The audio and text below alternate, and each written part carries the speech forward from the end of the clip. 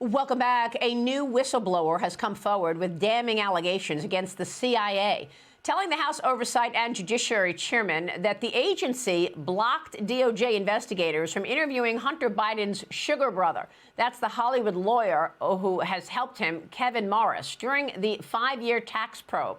Morris has donated hundreds of thousands of dollars to Democrats, and he even paid some of Hunter's legal fees. James Comer and Jim Jordan now demanding answers from CIA Director William Burns, writing, quote, "The information we recently received from the whistleblower seems to corroborate our concerns about DOJ's deviations from standard process to provide Hunter Biden with preferential treatment."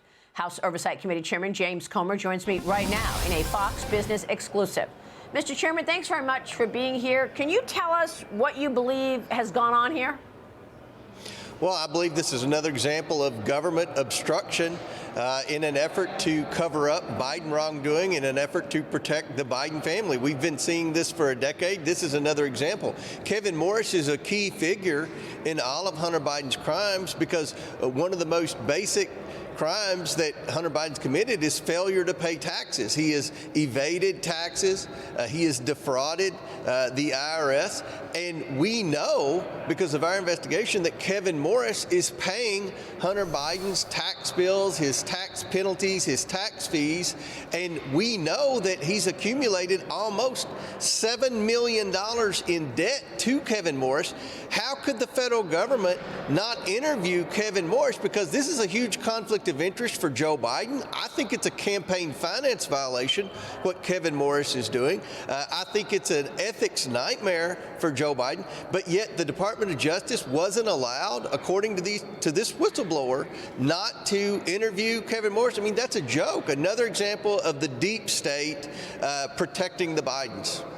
Well, why would the CIA be interfering? I mean, why would the CIA interfere in an investigation?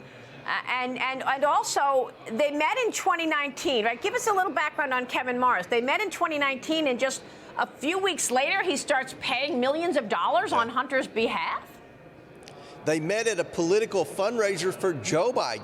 And one of the earliest emails that we've intercepted from Kevin Morris to one of the Biden associates was that we need to pay this bill or we're going to have problems. This could be problems for Joe Biden's campaign. I mean, it's clear this is a campaign finance violation. That's how they met. They met at a campaign event.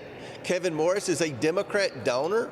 This Democrat donor is paying Hunter's legal bills. He's paying Hunter Biden's living expenses, $40,000 a month, luxurious condo in Southern California. He's paying his child support. He's paying the IRS. I mean, the fact that the Department of Justice isn't allowed to even communicate with this Kevin Morris, it's mind-boggling. But I'm not surprised, Maria, because this is what we've seen throughout the last 12 months of our investigation. Time after time, government agencies, whether it be the Securities and Exchange Commission, the Department of Justice, the FBI, the IRS, whomever, they close in on the Bidens, and then someone from the deep state makes a phone call and says, stand down. And That's what this whistleblower is alleging. I mean, wouldn't this all go away if Joe Biden came out and explained some of this stuff? I mean, you're calling on President Biden to testify in his own impeachment inquiry after this week's hearing. Have you heard back? Did you make that call yet? No, we've heard from 12 of his lawyers that our tax dollars, or 12 of his employees in his war room, that our tax dollars are paying to attack me and discredit my and Jim Jordan's investigation, that he's not coming, but we haven't heard official word. Look, if Joe Biden has nothing to hide, then he should come forward and explain. What we've established in this investigation, Maria, is that the Bidens were influence peddling. We've established they've taken in tens of millions of dollars from our enemies around the world. We've established they did not have one single legitimate business that was getting these monies. And we've established they've never provided even 1 hour of service to receive the tens of millions of dollars from our enemies around the world. Now, where there's discrepancy is whether or not Joe Biden was involved or not. We've had 3 former Biden associates, Tony Bobulinski, Jason Galanis, and Devin Archer, all testified that Joe Biden was a central figure in these schemes. So now we gave Hunter an opportunity to come in and explain himself. He chose not to. Now we're giving Joe Biden an opportunity, and we'll see what happens. Well, it's true that the testimony of Tony Bobulinski this week was quite compelling. He said that he believes the Biden family or Hunter and Joe have taken some $9 million just from communist China. Yeah, that's exactly right. And what Tony Bobulinski also testified was that, when he got hooked up with the Bidens, it was because Tony's a credible business guy. He's accomplished.